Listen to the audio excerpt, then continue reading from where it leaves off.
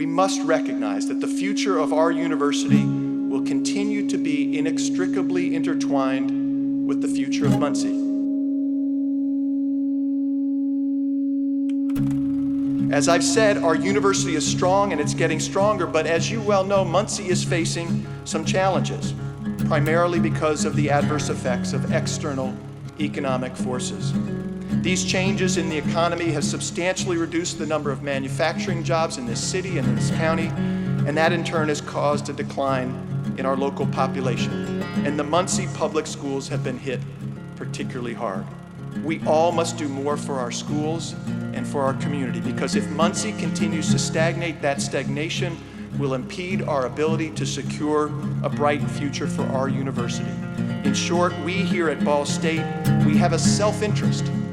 We have a self-interest to support our schools and to help rejuvenate our community.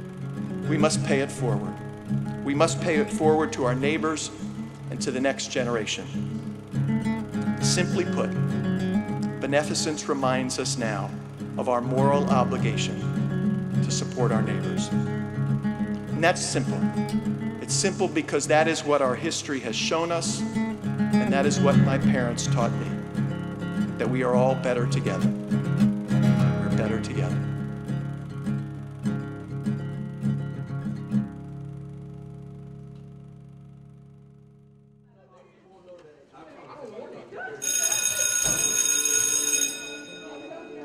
When we got wind of them shutting it down, the students were just like, there's no way. Like, we were just, there's no way they're gonna do something like that. So we let it brush off of us until the last month of school when they said, no, we're really getting shut down. I think a lot of us, we were just naive or oblivious or in denial because we were just like, there's no way, this is impossible. You can't just shut us down.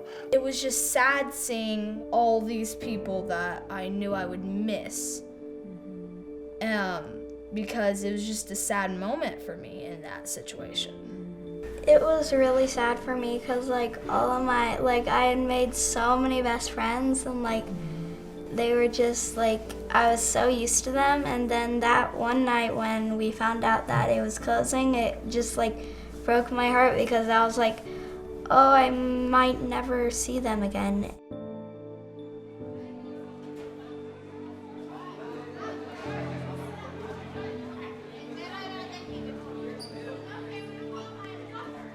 Once, they were rebels. They were Spartans, Mustangs, and Bulldogs. But now, after Muncie has faced economic hardship for several decades, the school system has closed 3 elementary schools, 1 middle school, and the city has consolidated its 2 high schools. The children of Muncie have found themselves in the middle of a great transition. In the balance is the identity of an entire city and the future of its children. Following the school closures of 2017, the Indiana state government declared with House Bill 1315 that Ball State University would take over Muncie's public schools. On May 14, 2018, House Bill 1315 was passed by the Indiana General Assembly. The legislation had become a reality for the people of Muncie and Ball State, regardless if they wanted it or not. Following the fiscal crisis of Muncie's schools, the perception of a failing education system has spread. Some believe that Muncie is dying, in a state of decay that could be irreversible. The city's population has declined steadily for the past 3 decades, with the school system struggling to retain its students. Ball, Chevrolet, and Borg Warner have all shut their doors for the final time. Now, nearly a third of the city lives below the poverty line. We've lost this industrial base. We've lost this set of circumstances that define the city for the better part of a century. So when Borg Warner was the last one to shut down, it just, it kind of hit the economy big time. And so we're still trying to, we're trying to get through it as far as the community, as far as Muncie goes, but until they bring jobs back, livable wage jobs, it's going to be hard. It was devastating. And as that has gone away and those folks and their progeny have had to work at jobs that pay 10 or 11 or 12 bucks an hour, that will generate a fair amount of hopelessness. We as human beings have to realize that times has changed, right? We can't go out and spend $4.49 for a box of cereal. That $4.99 is half of one person's hourly wage. I can't do it. People haven't entirely adjusted their thinking and behavior to match the new reality. And education is one of the central places where that's the case. That compounds to what we see now here in Muncie, which is a school corporation that is in violation of state law, which was the school board was removed from control of local taxpayers and is now in huge financial arrears with an unknown level of investment needs to get the schools back to the type of physical plant that any student in America deserves. You learn that hard times is among us. This is the kind of world we're living in now. Everybody having a hard time.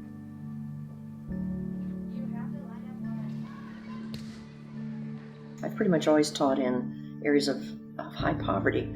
But when I first started teaching, I took all those emotions home with me, and I just wanted to save everyone. I finally got to a point I knew I couldn't save them all, and it wasn't my job to save them all, but I needed to support them as I could at school. I'm not patting myself on the back, but I do think that we try to do everything that we can do. And we've got siblings that showed up to the backpack giveaway without their parents. They've got on the city bus and rode their siblings over on the city bus. They come over, they've not had breakfast, they have wet themselves. It has been awful. And we've went above and beyond besides dressing those kids, giving them something to eat, and then later on afterwards, us taking stuff over to their home. I mean, because we knew that they needed it. There are so many people that I have seen over the years through family service that seem to have no hope. And why should they? They can't provide for themselves. They have to rely on Social Security and welfare, and that's not really sufficient. I mean, that's not living. That's barely existing.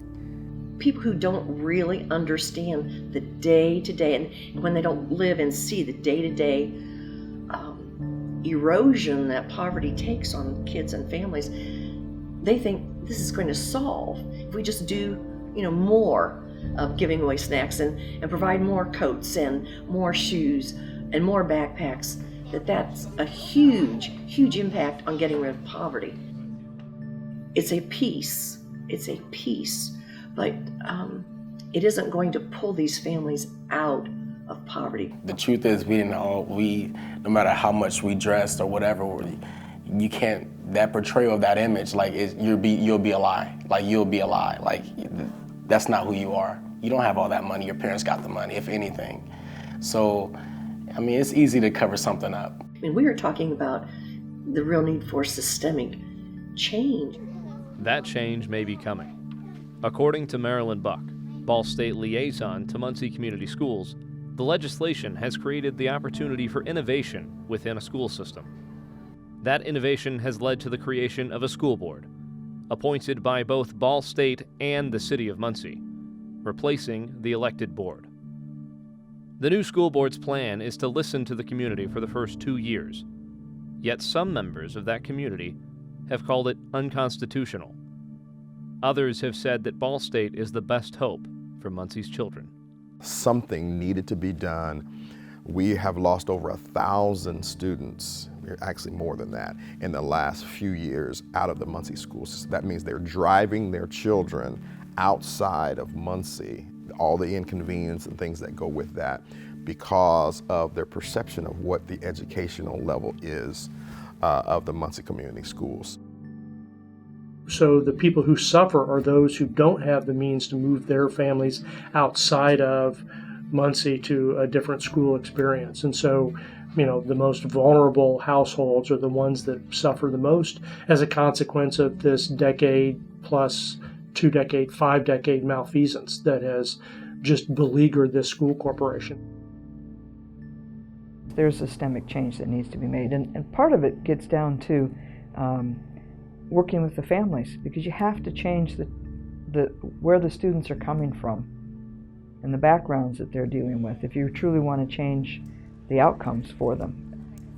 Ball State's basically a lead agent for a community effort, and there's a lot of community involvement that's been going on for a long period of time. We just need to focus it on and determine what the best things are to focus on to be able to make those kinds of changes. So we felt as though we just wanted to help. It's just, I love our community. The confidence that people were having in our school system is basically dying. They're sending their kids outside of the system. And so I thought, okay, I'll find out whether or not I'm chosen to do this, but I feel compelled, literally, to get involved and try to help the situation. We were bringing, I think, credibility. We were bringing integrity. I think we were bringing a sense of optimism that through the process of selecting people with complementary skills, that we were going to have an outstanding school board in place. So it wasn't so much about Ball State, it was about the optimism, the sense of hope and optimism that this new day brought. It's promising in that we have a community which is committed to pulling together, understanding that there is no greater economic development than a first-rate education system, and setting aside the moral imperative of educating our children. In order for it to prosper and thrive over the next 20 to 30 to 40 years, the school system has to be a strong backbone in Muncie and Delaware County. I think just in life, period, you don't know what's going to happen. You just don't know. So you try to prepare, you try to do whatever you can to increase your opportunities for success. I think this is no different. We need to be sitting down as a community, as educators, as legislators, and talking about an entire holistic program for these kids. But still, some feel as though Ball State has the potential to be controlling, a foreign power deciding the future of families and children. Some say they're outsiders that simply don't understand. So you have this split now that in one sense it's always been there. The city's always been divided between a working class and a middle class, and there've always been a north-south divide. But that division is, if anything, more pronounced now, because you have on one end of town, you have faculty, doctors, professionals involved in these big institutions, and on the other end of town you have people whose opportunities are mostly in the form of lower paid blue-collar labor or jobs in places like Walmart, service jobs, retail jobs, things like that. And those are two sets of experiences that are a lot different, and there's two sets of cultures really in town that are a lot different. Ball State, for many, it's a scary place. It's like it is a different world. I'm not so sure that Ball State hasn't been involved in the community, because I look at a lot of things that Ball State folks have done. I think there's a couple of things, and President Mearns has begun work to try to change some of those things. When he began by talking with the 4 forums that he had last fall, to be able to hear from the community in ways that hadn't been heard from before. Those were important things. We're already planning to create a joint academic innovation council, so it will include educators here at Ball State, as well as representatives from the other college, key representatives from the Muncie Community Schools. They will develop the process of assessing where the Muncie Community Schools are today in terms of the quality of the educational experience, and they will lead the process to develop the academic innovation plan for the future. And it means that everyone in this community sees that a strong public education is the solution to a lot of ills. And that if you have that mindset, if you have that collaborative approach to how we prepare our young people to live a hopeful and meaningful life, that's systemic change. There are a lot of people in the community who I've heard from as I go about speaking to various groups and others that have said, we're glad Ball State's doing this. This is going to make a difference for our community. So there's a positive vibe that's there. Things that look like they're impossible can be done. That's what this community is about. It's not about me, and it's not even really about Ball State. It's about us mobilizing a community. This has been, for generations, a community that is engaged civically and philanthropically. All we have done is, I think, is given people an opportunity to believe that if they stay engaged in the Muncie Community Schools, we can provide an extraordinary education to these children. That's what we've done. We have given people the sense of hope that I think has been, it's like spring, right? When spring comes, you wonder where these flowers came from. They've always been there, right? They've always been there. They're just waiting for a little bit of warmth, a little bit of sunshine. All we've done is show that the future is going to be bright if we all work together. The community is pushing, and the community wants to see this be successful. There will undoubtedly be challenges, and there's questions to which I don't have the answer, but somebody does.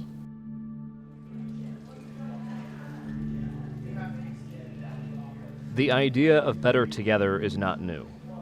In fact, what Ball State and Muncie schools are attempting to do is not entirely unprecedented.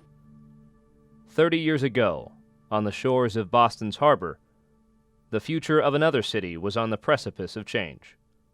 It was in the year 1989 that Boston University traveled across the Tobin Bridge to Chelsea, Massachusetts. There, they would attempt to change the future of thousands of children. Do you believe that the Chelsea Public Schools were at a point where something had to be done?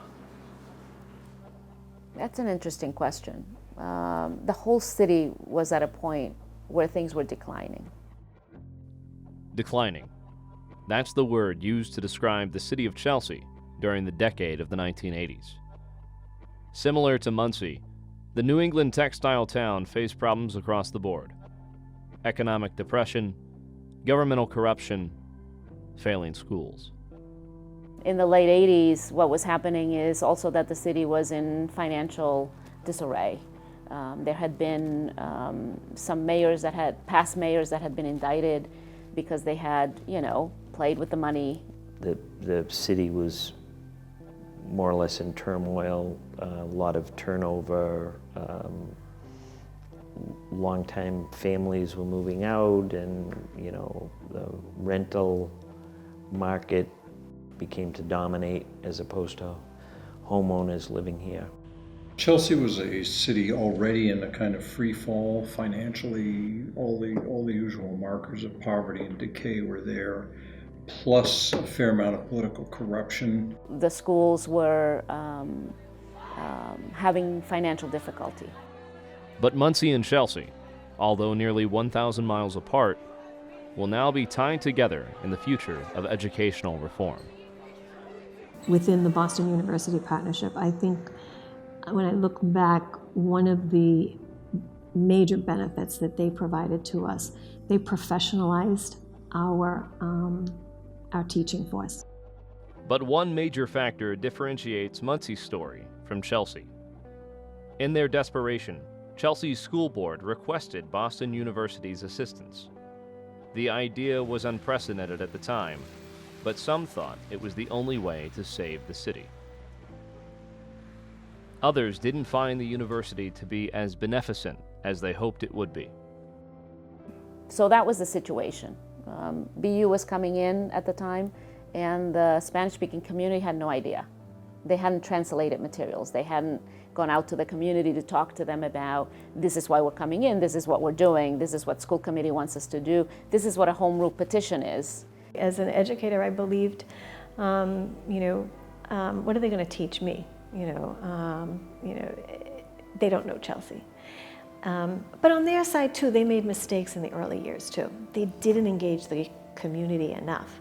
So if you're making change and you're improving areas, but you're not engaging the community in knowing about where those changes and those baby steps are being made towards the greater vision, towards the bigger growth, then you're also, you can't expect people to embrace you.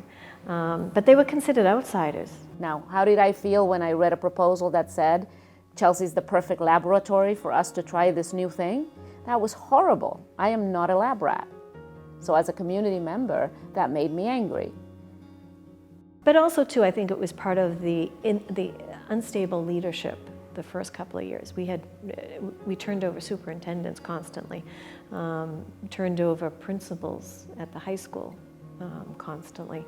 The second 5 years was probably around the time that Doug Sears came in, and that was the first taste of stability. Depending on who was leading at the time, there were pockets of the project that would invite community in. But it really rested on the individuals. And I think that's also, when you have stable leadership, you're going to get out and know the community more, and you're going to listen more. Eventually, the narrative changed in the minds of most people in Chelsea. Over 19 years, graduation rates rose. Century-old buildings were replaced. The roots of educational reform grew deep. There are a lot of things you can do, but I think it starts from a place with you, the individual, and the people involved, where you don't pretend that the parents know everything or are omniscient and that they haven't been defeated in their lives, but you start from a place that there's obviously some desire for you to do well for their children, that there is hope. I would not be here today without Boston University. I was empowered as a female leader by Boston University. Learning empowered me, but they gave me the opportunities to be able to embrace that learning and to keep moving forward with it.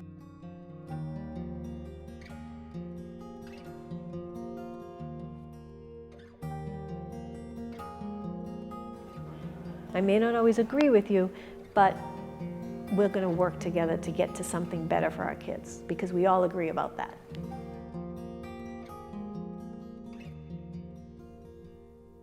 In time, there are lessons to be learned from the small city of Chelsea, hundreds of miles away.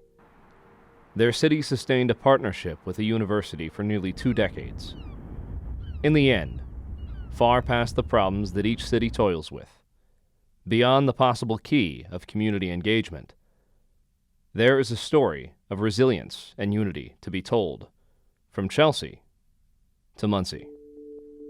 And that story is one of hope. They've taken on an extremely large task, and my guess is it might be larger than many of them realize. Ball State isn't specifically the answer, no. It's a combination, it's a partnership of the Muncie Community Schools and the community, and Ball State's part of the community. It's going to take some time. You know, we've stemmed the hemorrhaging of students leaving the Muncie Community Schools, but turning it around and getting it back on that trajectory is going to be a long-term investment. But people now feel that that future is coming.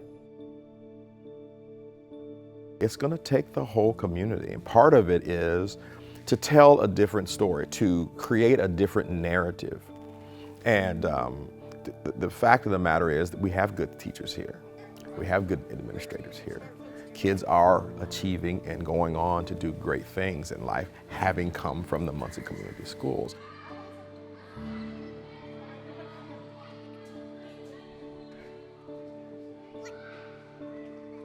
Things happen in life. You know, no matter how much you prepare, you're never fully prepared, ever. Anything can happen. So with that being said, you gotta make the best of your decisions and make the most of the situations that, you know, that are going on around you. And that's a choice. Muncie is my home, and Indiana is a lot more of my home than I ever thought it would ever be. It's really important because it defines who I am. It makes me feel comfortable and at home. My grandpa always used to say, bloom where you're planted. Yeah. And, you know, we found ourselves early on in Muncie, and so here we are. I think we have a desire to to make the world around us better, to care for the people around us, and you know, anywhere can be that place.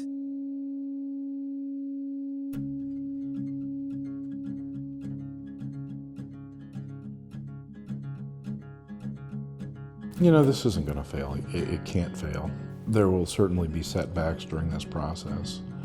And in terms of creating a backbone, an educational backbone for the community, failure is not an option. It's just not. You know, hope is not something you can see, right? Hope is something that you can feel. And that's where you change it. One child at a time, one family at a time, moving it forward to try to make a difference in their lives. And we won't get them all, but that doesn't mean we're not going to try. Well, I don't think about failure. I mean, we can't. We understand there are going to be obstacles, there are going to be setbacks, but I don't believe this process and this partnership over the long term will fail. It can't. We're talking about the future of thousands and thousands of children in Muncie. It cannot fail. We will not allow it to fail.